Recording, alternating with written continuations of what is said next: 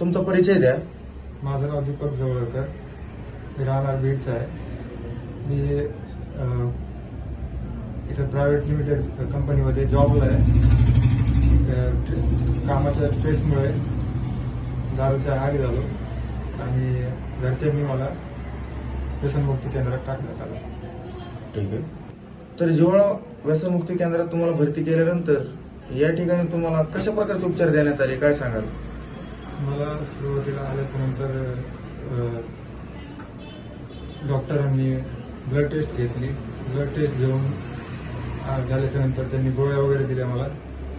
गोळ्या दिल्याच्या नंतर ट्रीटमेंट त्यांची खूप चांगली होती आणि गोळ्या दिल्याच्या नंतर 1 दिवस 2 दिवस त्यांनी आराम करायला सांगितलं मला.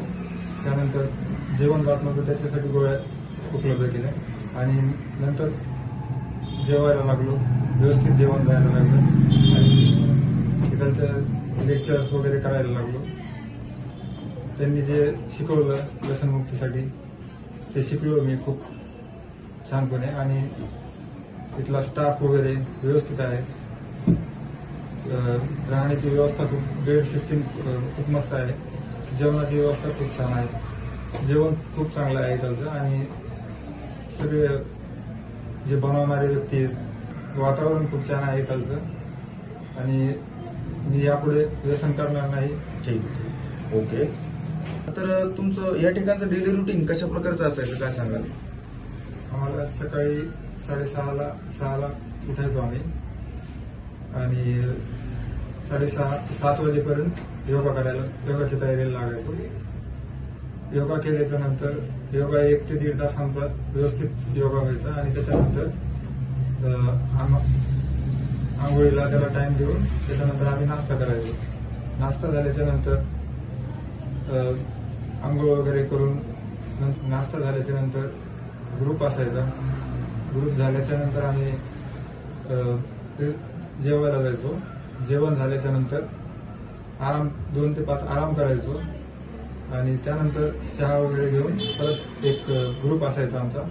ग्रुपमध्ये बसून नंतर परत थोडंफार खेळायचो, कॅरम, चेस आणि त्यानंतर परत जेवणाचा टाइम झाला की जेवण करायचो रात्रीच्या वेळेस. प्रकारचा डेलीचा रुटीन असायचा. ओके.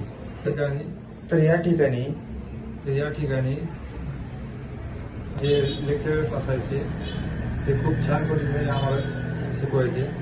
त्यातून नशामुक्त कसं व्हायचं हे आम्हाला मार्गदर्शन करायचे आणि बाहेरचे जे काउन्सिलर यायचे, लेक्चरर्स यायचे, त्यांनी पण खूप चांगल्या पद्धतीने आम्हाला व्यसनमुक्ती कशी सोडायची, व्यसनमुक्त कसं व्हायचं हे सगळं शिकवलं.